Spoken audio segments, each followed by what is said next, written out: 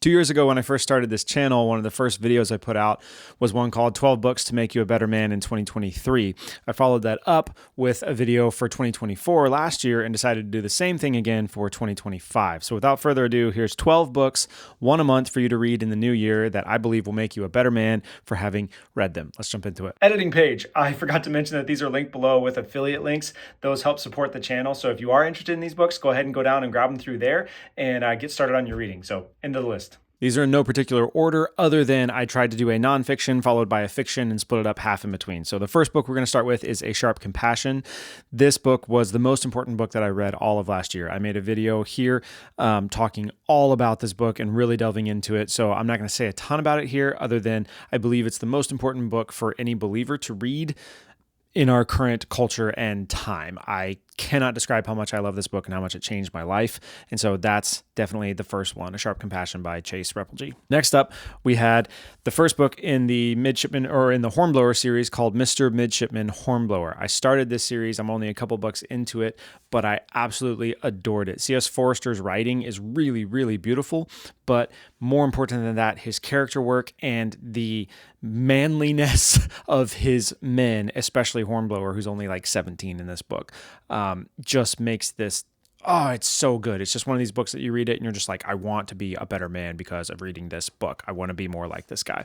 So got another video about this one there you can check out. But yeah, the first book in the Hornblower series, Mr. Midshipman Hornblower. Next up is my most read book of all time. That is going to be The Last Arrow by Erwin Raphael McManus. Erwin is a freaking beast. His books have changed my life probably more than any author combined. He's written a lot of books and all of them have severely impacted me.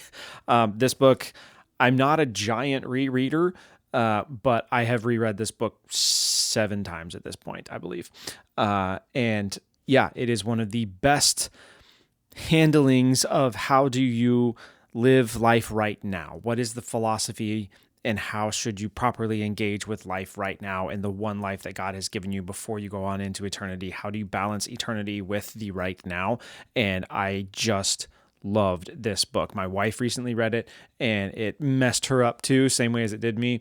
And yeah, just one of the best ever. After that, I'm going to say The Road by Cormac McCarthy. This is an interesting one because I'm about to make a video about why I don't read postmodernists and why reading postmodernists is a waste of time. Cormac McCarthy is technically, I think, would be considered a postmodernist. And so he's kind of the exception to that rule. I read Blood Meridian by him, and it was like simultaneously a 2-star, 5-star thing. I didn't know what to do with it. And I read The Road, and The Road was unbelievably incredible. It was annoying because he's just like, hey, the rules of punctuation and how you write stuff doesn't apply to me, so I'm just going to write my own way. But I don't know if I've ever read a better summation of not what it means to be a man in a holistic Christian sense of what does God say it means to be a man, but what does it mean to be a man when everything you do feels pointless, right? So when you're in this world and everything is collapsed, this is post-apocalyptic thing and everything is ruined, the world is ruined, and you don't really have any hope that being a man and doing the right thing and doing what you're supposed to do is like going to get you anywhere. What do? Do you just do it anyways? Or do you just give up? Or do you just whatever? And this book just wrecked at that inside of me, especially when you get to the ending of it. It's just like, it's awful and terrible and gorgeous and horrid and beautiful, like all at the same time. And it just wrecked me. Like I came out of this book just being like, dude, yeah, I mean, yeah, like that's what you do. Like that's what it means to be a man. Like that's not a bad it's not a complete definition, but that's one of the best images of one of the aspects of being a man that I think I've ever read. So Cormac McCarthy, The Road, it's heavy and yeah, that's all I'll say about that. After that, we have Prepared by Mike Glover. I've got a video about this. This is one of the books that I had on a video that I did for When the Hits the Fan. And I think this is probably one of the best all-around overview prepping books that I've ever read. It is an excellent resource for helping you to understand that you're never going to be prepared for everything, but you can be prepared for the things that are likely to happen where you live, how you live, and kind of all that. So this was a great mindset book. And again, very much encompassing this, like, what does it mean to be a man? Part of being a man is being prepared and being able to provide and protect in really bad times, right? Whether that's like, oh, the whole world fell apart, or whether that's like, oh, there was a car accident, or whether that's, oh, somebody got cut in the backyard, falling off a tree or whatever. Like, everything about it is part of being a man is being prepared. And I really, really enjoyed Mike's book. I thought it was a great broad strokes overview of what that looks like. So Prepared by Mike Glover. That's the next one.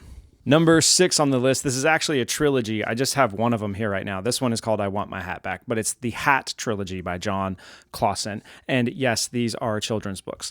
One of the reasons is because if you have kids, these are the best children's books out there. They're my favorite ones, like bar none. I absolutely love them. One is called I Want My Hat Back. Another one is called This Is Not My Hat. But one, these are absolutely hilarious, like so funny. They teach a good lesson, but 2, they are a masterclass in simplicity and in showing and not telling, and in what you can do with just a little bit. And there's so much to be gained out of just really studying how John made these books, because they're just picture books. And so there's very few words and there's very few anythings, but the whole story is told. When you hit this page, like looking at this page now, right, doesn't really mean anything to you. But in conjunction with the page that happened just before it, it's like uproariously funny. It's like the funniest thing ever. And you're just dying of laughter and you're like, oh my gosh, right? And so there's beauty in one, just engaging with children and things that children can understand too and that they enjoy too. But there is such immense talent that it takes to take an idea and boil it down to its simplest, most broadly understandable form, but then make it relatable to everybody, and to write a book that kids love and that they think are hilarious, but that adults also love and think is hilarious, is like masterclass skill. And there's something to be gained, whether you're creative or not. There's something to be gained in trying to force yourself to think in the way of, how can I take this thing and simplify it, not so much that it loses its punch, but to where it distills it, not just simplifying, but distilling it down to the most core thing about what makes it funny or what teaches a lesson or whatever. And so this is called the Hat Trilogy. There's 3 of them. And yeah, just absolutely stunningly great books.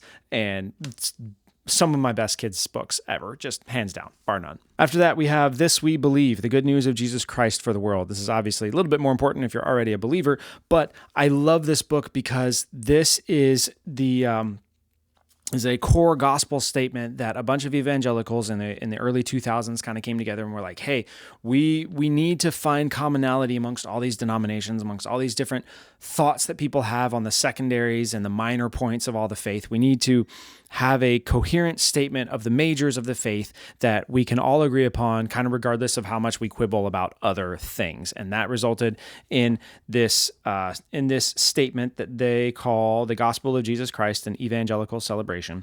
And then this book just expands on all of the points in that. And it is hugely important because there's a ton of people who don't understand some of the majors of the gospel. There's people that there are points that they think are minors that are actually majors of the gospel. And like, if that part is not right, or if that part is different, then you don't have the same gospel, right? And there's people that have minors confused as majors and majors confused as minors, right?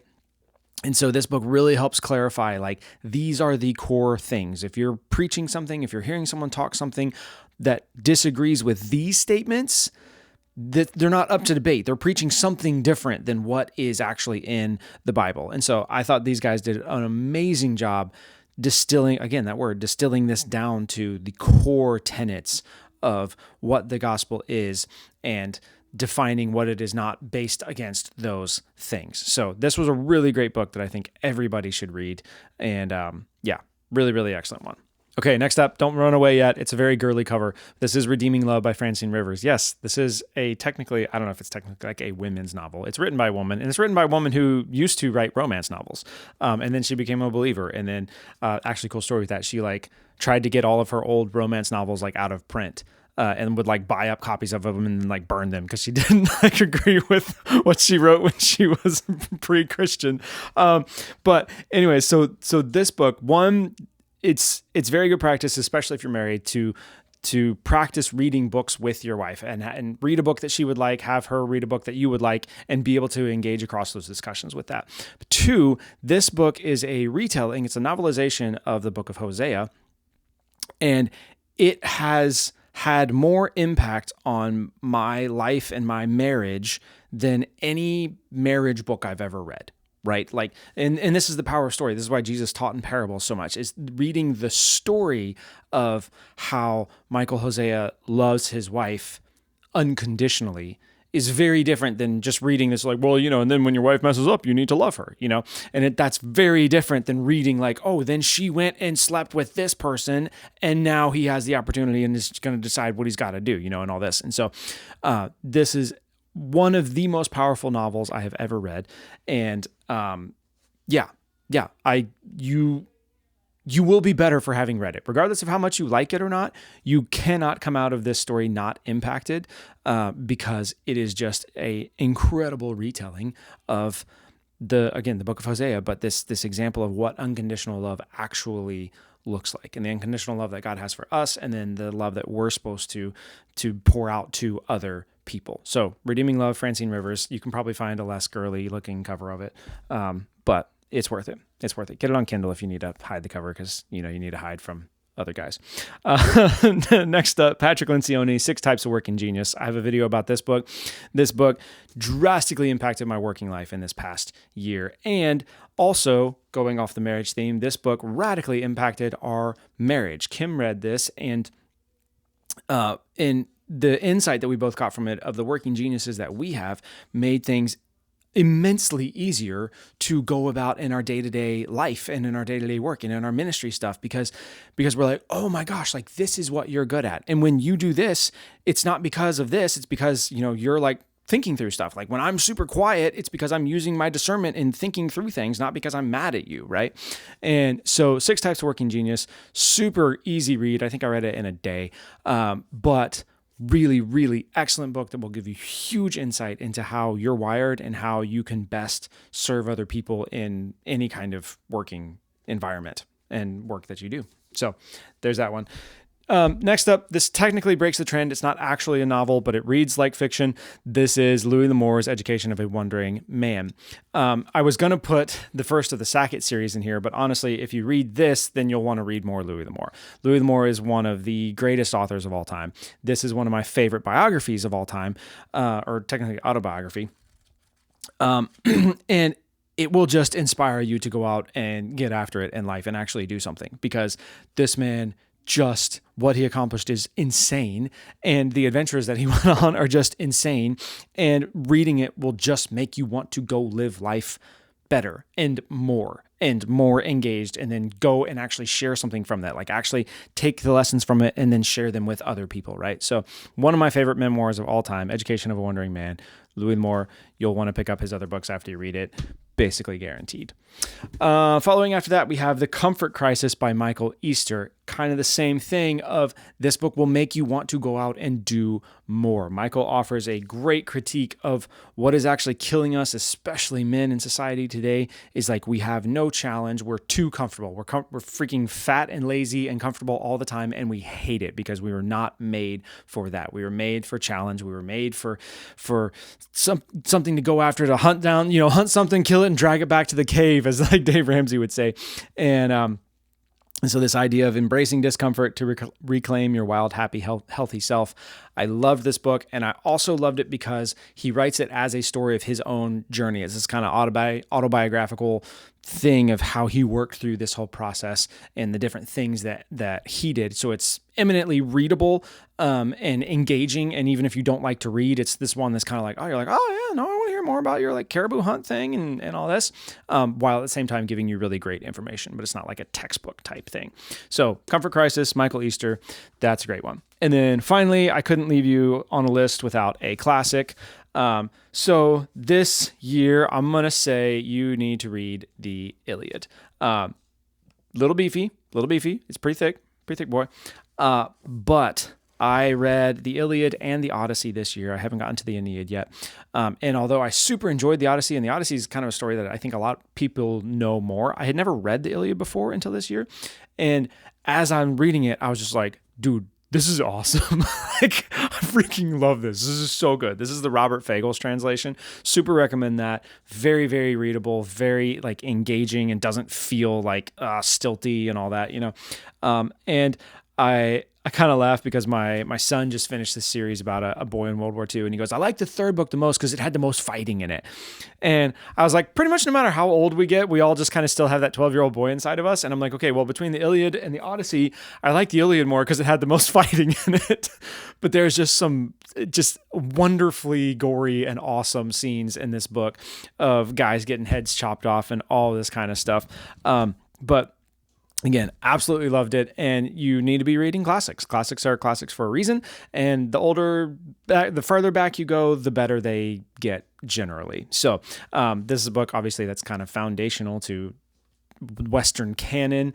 And it's one that I think, despite being pretty large, 600-ish pages, you can actually make it through and you will enjoy it because it's not overly complex and overly complicated. So the other thing that I loved about this is there's a really good intro at the beginning of this that kind of tells you the whole story. One of the things that's really helpful with classics is not worrying about spoilers, right? And just getting the overview of the whole story. And then when you're going in and reading it, you're like, oh, okay, I kind of know what's coming. Or oh, like I was a little confused. Now I get what's going on now. This is that part where they're doing this thing. And so that was super helpful. I really liked the introduction in this version by Robert Fagles. So there you have it. There's 12 books. There's 12 months in the new year. I don't know how fast you read. You could probably read those. I try to be fairly reasonable with it. But yeah, check those out. I promise you, you will be better if you read them. You'll be better if you read any kind of good book. It doesn't matter how many you read. I told a buddy the other day, I will never make fun of anybody for actually reading. The only thing I'll make fun of you for is if you don't read at all or if you only read crap. If you read good books, heck, read one and you're doing better than most people, right? So check those out, read them. If you need more, I've got this video here, which is my best books of 2024 that I read. There's a whole buttload in this that you can go check out. And yeah, if you have any others that you're planning on, let me know what they are. Leave me a comment. And yeah, I think that's all I got. So I'll talk to you guys later. Bye.